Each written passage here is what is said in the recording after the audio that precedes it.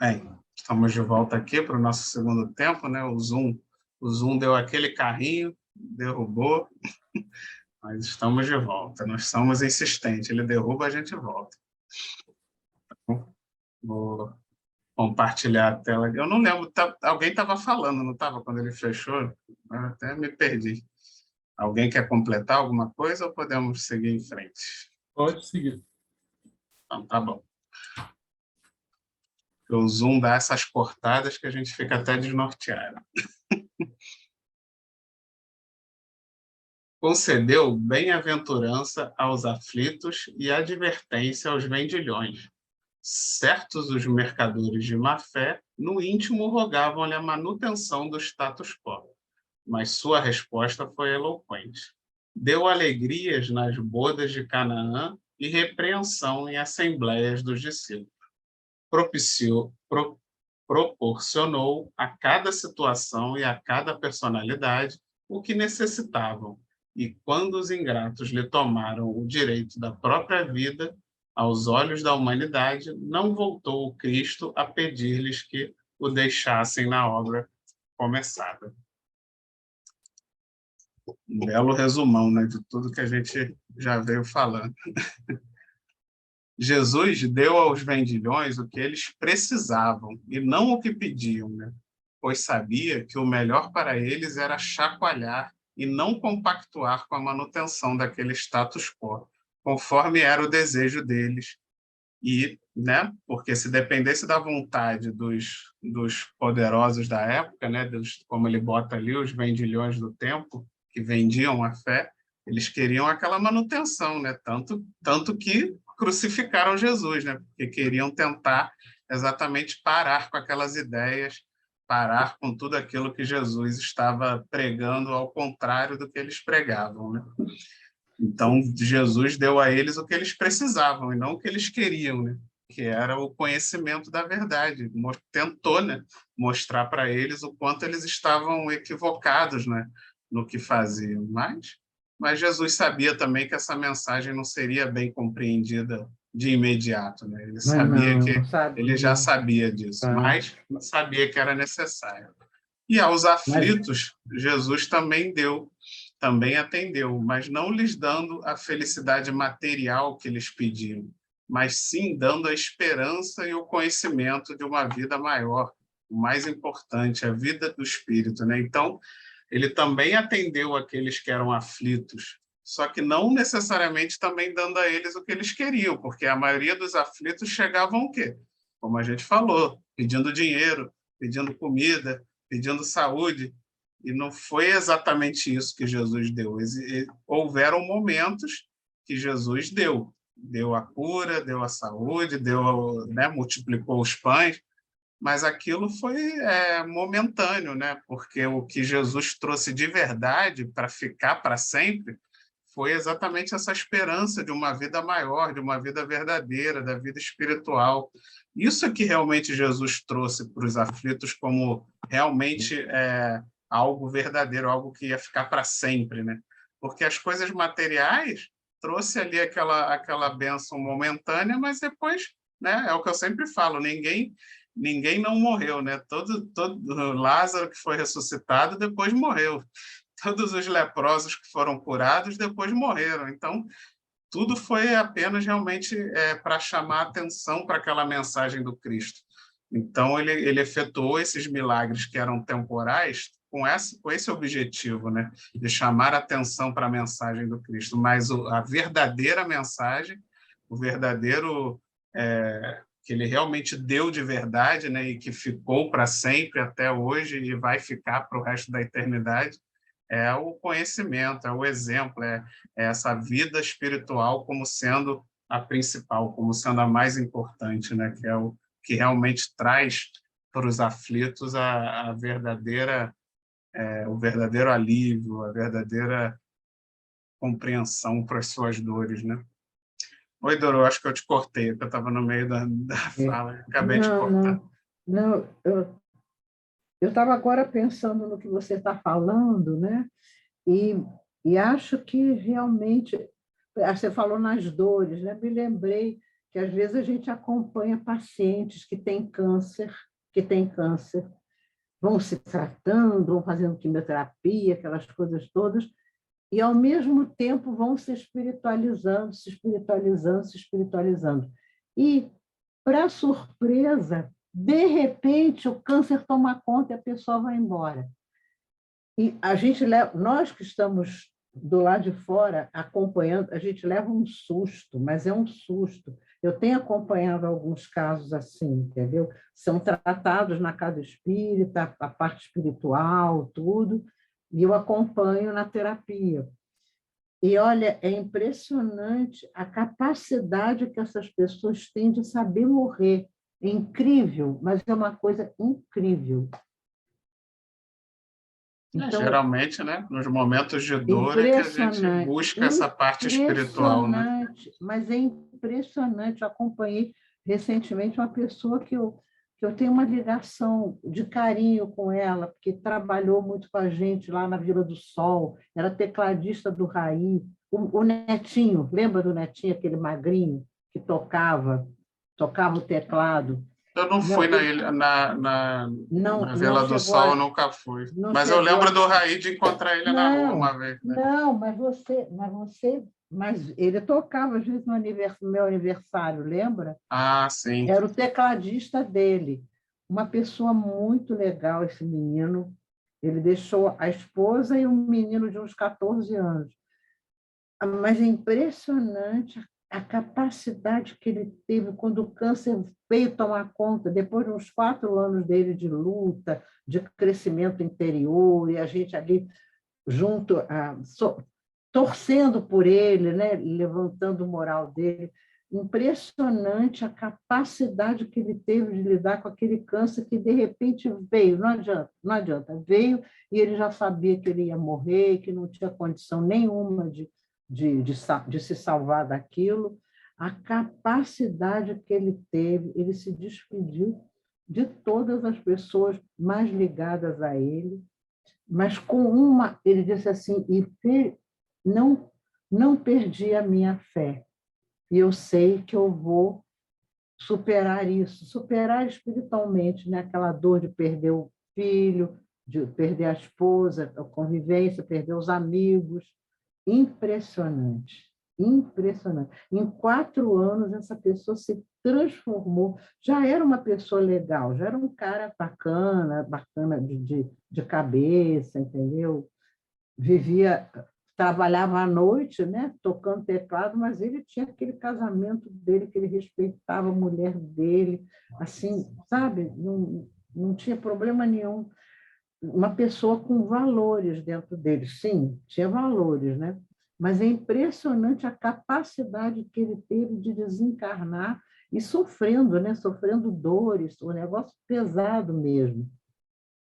Então, agora você está me lembrando disso, entendeu? Me lembrando, quando você falou no que o Cristo apontou, realmente é uma outra vida, né? E esse rapaz entrou em contato profundamente com a outra vida, que ele melhorava do câncer, pum, daqui a pouco dava uma piorada, melhorava, daqui a pouco dava, até que não imagina deu passar mais. Por isso que ele passou sem essa mensagem do Cristo, né?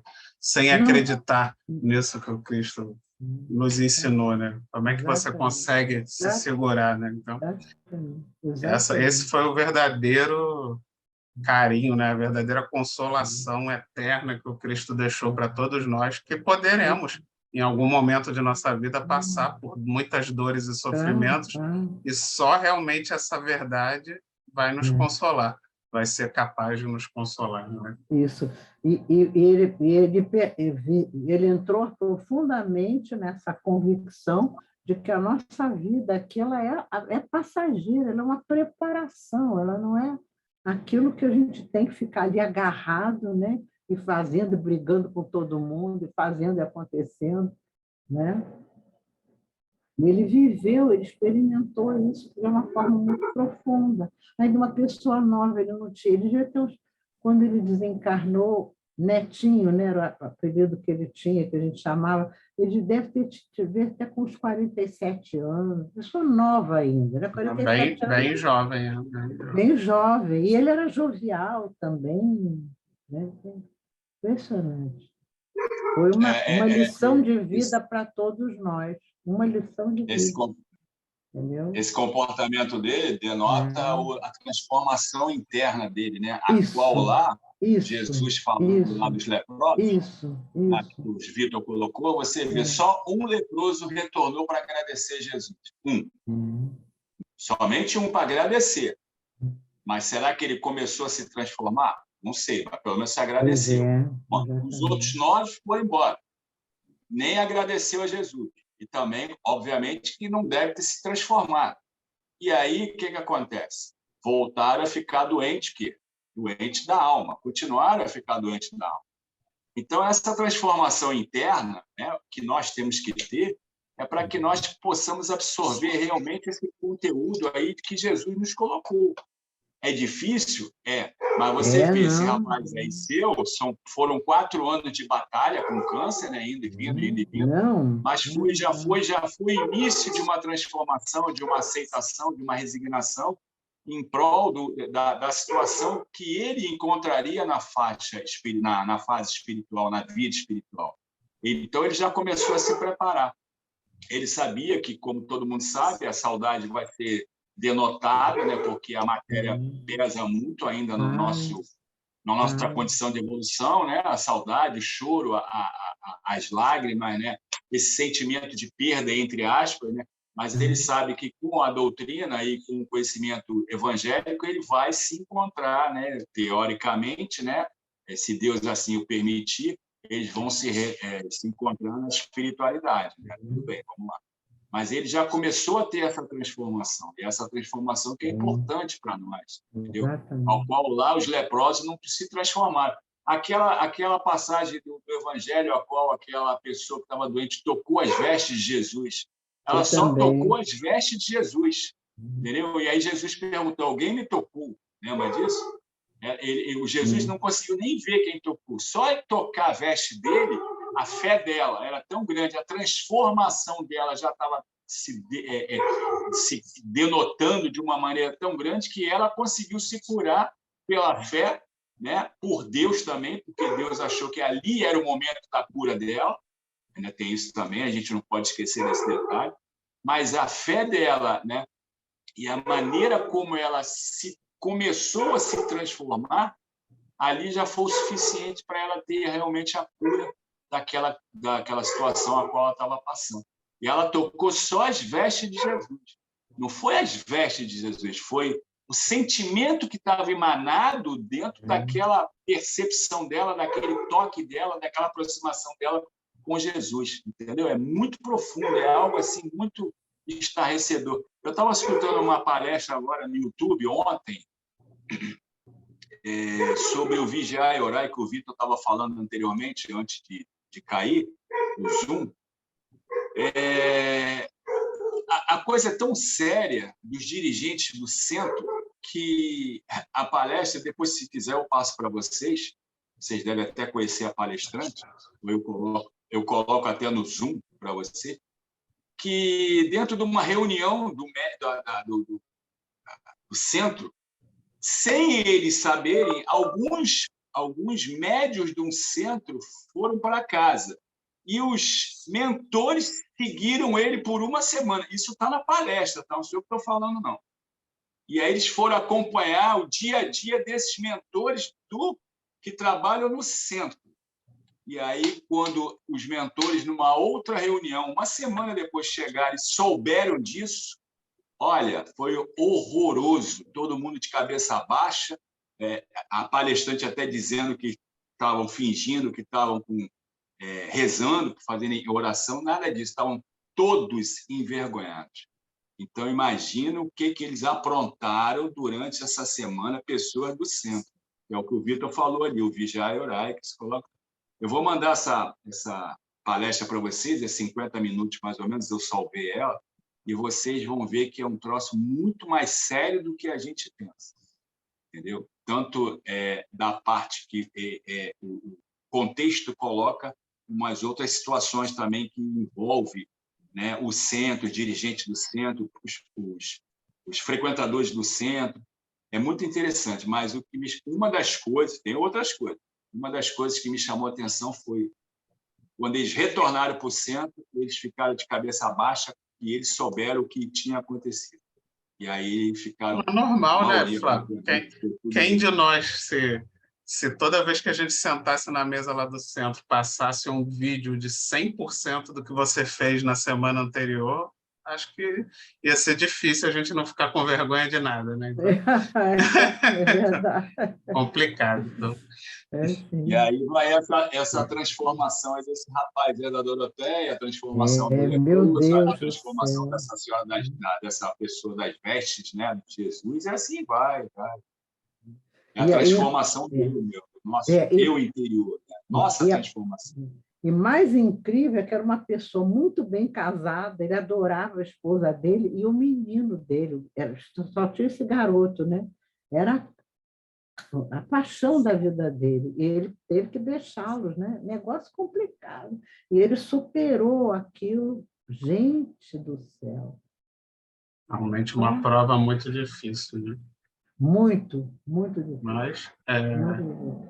Mas assim, só completando esse parágrafo, tem mais 2 pontos que eu achei interessantes, que é quando ele fala das bodas de Caná, que é um momento ali onde Jesus atendeu um pedido de Maria, né? E que teoricamente não era nada assim, não era nada tão importante do sentido espiritual, era algo mais material mesmo, né? Pelo bem daquela família, para que a festa não desse errado, né? Para que as coisas corressem bem. E mesmo assim Jesus atendeu. E eu acho que isso mostra o exemplo de que a gente também não deve achar que tudo que a gente está dando tem que ser também pensando só no espiritual. Não, a gente também tem os momentos de refresco, né? Os momentos de alegria material, e que é importante dentro da nossa possibilidade e das nossas capacidades a gente atender aos nossos amigos, aos nossos familiares, seja ajudando, né? Ajudando a comprar alguma coisinha que a pessoa está querendo muito, ajudando numa festa, como Jesus ajudou na boda, né? Ajudando seja com dinheiro, seja com a mão de obra mesmo, né? De ir lá fazer, ajudar a fazer acontecer. E são coisas que são mais ligadas só à matéria mesmo, né? A gente não está assim, fazendo isso, preocupado com a evolução espiritual da pessoa. Não, você simplesmente está preocupado em ver aquela pessoa que você gosta feliz, né? Alegre, e tendo aquele momento de felicidade. E isso também é importante, né?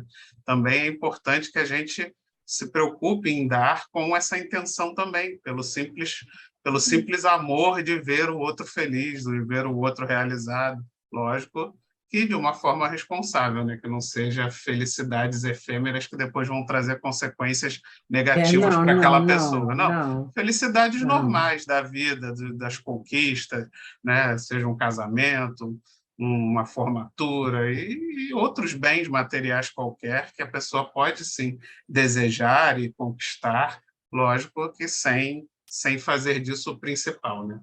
E, por fim, ali no final do parágrafo, onde ele bota da questão da crucificação, que seria o exemplo final do Cristo, de que tanto deu e, no final, recebeu, né? Recebeu de volta a crucificação. E já pensou se Jesus, na hora da crucificação, pedisse tudo de volta, né?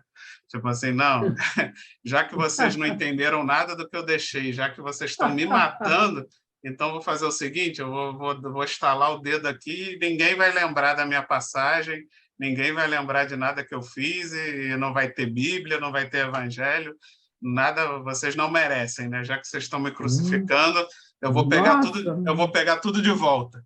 Já pensou se Jesus pensasse assim, né? Então, foi dele, né? Foi o exemplo. Na verdade, já está praticando o desapego, né, Vitor? Porque você tem que dar, não é pensando em receber ou querer ganhar alguma coisa da mesma forma que você está dando, né? É você dar e sem esperar nada em troca. Quer dizer, ele veio aqui com a missão, no caso de Jesus, né? Ele doou o que ele tinha para dar o que ele quis dar o exemplo, né? Ele doou amor, ele fez a caridade, deu todas aquelas coisas assim, sem esperar retribuição, até sabendo que não teria retribuição, na verdade, né? Mesmo aquela questão que você falou, não é dando só a parte espiritual, mas às vezes é aquela necessidade da pessoa, né, que é preciso, né, e deixar a pessoa feliz, né? Se aquilo vai causar felicidade à pessoa, ótimo, a gente fica feliz em ver a felicidade do outro, não é? Então, que seja, claro. mas não, a gente não pode medir o valor das coisas que a gente está doando.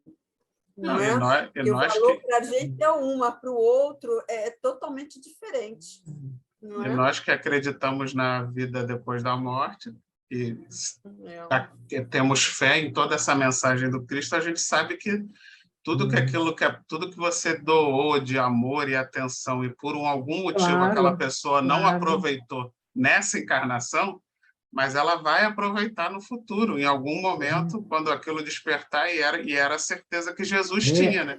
Quando ele foi crucificado, ele sabia que naquele momento não seria bem aproveitada toda aquela mensagem. Porém, ele sabia que com o passar dos séculos iria dar cada vez mais frutos, né? E que aquela mensagem seria aproveitada por toda a humanidade durante toda a eternidade, né? Então, é isso que a gente tem que pensar. A gente tem que pensar como Jesus, que tudo que a gente faz de bom, mesmo que num primeiro momento a gente não receba nada de volta, ou até receba ingratidão, a gente não tem que pedir de volta, né? A gente não tem que tirar daquela pessoa aquilo que a gente deu. Não, deixa com ela, porque vai dar frutos no futuro, claro. com certeza. E até os presentes, né? Está me lembrando aqui um casal, né, que vive feliz, que está bem, tem um casamento bom, aí chega as bodas de prata, né? A esposa recebe uma aliança diferente. Meu Deus do céu, aquilo reforça o carinho, né, do marido com ela, dela como esposa recebendo. São necessidades que a gente tem para a gente estar na matéria também, mas é preciso que isso seja feito de uma forma comedida, né? E não agora vai pegar um palacete, dar para a mulher, essas coisas assim, meio alucinadas, né, exageradas, né? Eu acho que tudo é muito assim, mas as festas são necessárias. As festas de aniversário, como é necessário isso para uma criança também, até para um adulto também, uma festa surpresa, né? É tão bom, aquilo traz um reforço, né, da afetividade entre as pessoas, sendo uma coisa equilibrada, né? Tranquilo. Sem excessos, né? Faz bem. A gente ainda precisa, né? Como você falou, a gente precisa dessa parte material. Com equilíbrio, mas a gente precisa. É importante também, né? A gente está dentro de um corpo material, né? Então, e do mesmo jeito que é importante para a gente tem que ter consciência que é importante para os outros. Por isso que é importante a gente ajudar ao próximo, de alguma forma, também realizar essas alegrias da matéria, né? Essas alegrias legítimas da matéria. Então, vamos para o nosso... João, quer falar? Principalmente porque o ser humano não se alimenta de luz, né? Não fica assim no sol, pegando, estou alimentado. Ele precisa do alimento, ele precisa do bem material para até sobreviver. E até Jesus sabia disso. Então, naquela festinha ali, naquela reunião, e Maria pediu para ele transformar água em vinho, porque o vinho acabou, não podia deixar a festividade ficar pela metade. É claro. Até isso ele sabia. Era uma coisa natural. Não é? Sim. Como agora a gatinha, né? Fazendo carinho na selva, tão linda, como é carinho, é uma gatinha tão carinhosa. Meu Deus, fazia assim. Os animais também dão, né? Eles nos dão carinho. Linda, né? João, porque naquela época, naquela hora, naquele momento, era necessário para aquelas pessoas que estão ali. Entendeu? Exatamente. O vinho era necessário, a comida era necessária, a festividade era necessária. Claro, Uma das claro. palavras mais importantes dessa necessidade, que nós hoje já conseguimos identificar se é bom ou não para a gente, é o equilíbrio. Ou seja, como vocês colocaram, a festividade, a matéria é importante porque o nosso corpo é matéria. Tem 70%, 80% de água, mas tem matéria. A fisiologia na matéria, a anatomia faz sinônimo dessa matéria. Então, necessita dessa matéria. Agora, tem que ser o quê? Usar equilibradamente para tudo. Tudo que entra em desequilíbrio prejudica esse organismo. A mente prejudica tudo de uma maneira. Então, uma das palavras-chave, tem outra, né?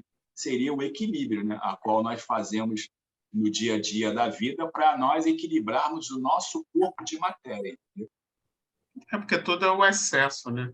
Se você, por exemplo, como a Dora até falou, tem dinheiro para fazer a sua bodas de prata na Riviera, na ilha, sei lá do que, alugar o castelo só para você, isso quer dizer que você tem muito dinheiro. Então, tipo, pô, não seria muito melhor você fazer uma festa muito mais comedida e aí, com o dinheiro que sobrar, você ajudaria milhões de outros casais a fazerem também as suas festinhas, né? Então, Claro. assim, isso é o equilíbrio, né? Você não é só porque você tem muito que você vai fazer coisas nababescas, né? Pelo contrário, você pode usar esse muito que você tem para poder ajudar os outros a também terem as suas festinhas, a também terem as suas possibilidades de se divertir materialmente. E você também vai ter a sua também comedida, bacana, sem precisar fazer nada nababesco, né? Nada absurdo. Temos que compartilhar o máximo possível. Então, vamos lá, vamos para o último parágrafo.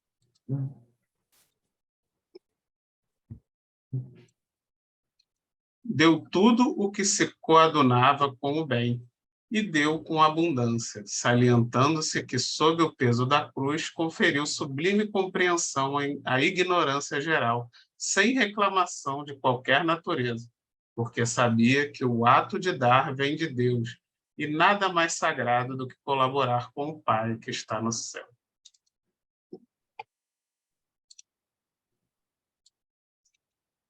Até no momento da cruz, ele nos deu o exemplo da mansidão, da paz e da compreensão da ignorância do próximo, né? Mesmo diante dos maiores tormentos da vida. Ele nos atendeu aos pedidos, ele não atendeu aos pedidos sarcásticos, né? Que era de salva-te a ti mesmo, já que é Deus, né? Sai da cruz. Não, ele não atendeu esses pedidos. E sim, ele nos deu em retribuição a esses pedidos o que a gente realmente precisava naquele momento da crucificação dele, que era o perdão. Ele em vez de atender aos pedidos sarcásticos, ele deu o que realmente aquele povo precisava, que era o seu perdão. E deu sem reclamar, pois sabia que o ato de dar era realmente o que como ele coloca ali, era o que Deus, era o que o Pai realmente precisava para se concretizar a sua missão aqui na Terra. Então, finalizo com essa mensagem do Cristo de perdão, né, que é o que nós devemos também trabalhar na nossa vida, né? Quando a gente der, e assim como Cristo receber de volta a ingratidão, dê mais ainda, dê o perdão àquele que te trata com ingratidão, porque aquele que está te tratando com ingratidão é isso que ele precisa do seu perdão. Ele não precisa que você pegue de volta o que você deu. Então, essa é a mensagem final, né, dessa passagem do Cristo. Muito bonito. Muito lindo, muito bonito. E, bem, estamos então finalizando o nosso estudo da noite de hoje. Agradeço a todos pela atenção e peço para o nosso irmão Flávio para fazer, né? Ele vai fazer o estudo da semana que vem, então convido que faça a nossa prece de encerramento. Obrigado, Jesus, por mais essa oportunidade que nos dá, com a permissão, acima de tudo, de Deus, para fazermos, nessa quinta-feira, um estudo que possa esclarecer a nós, encarnados e desencarnados, que aqui compactuam com esse aprendizado. E que todos possam se melhorar a cada dia, fortalecendo a nossa alma, o nosso coração e, acima de tudo, deixando a nossa preguiça de lado e colocando realmente mão na massa e trabalhar com Jesus. Graças a Deus e graças a Jesus. Graças a Deus. Graças a Deus. Uma excelente semana para todos. Uma boa Fiquem com semana Deus. para todos, boa semana. Boa Vocês querem que eu semana. coloque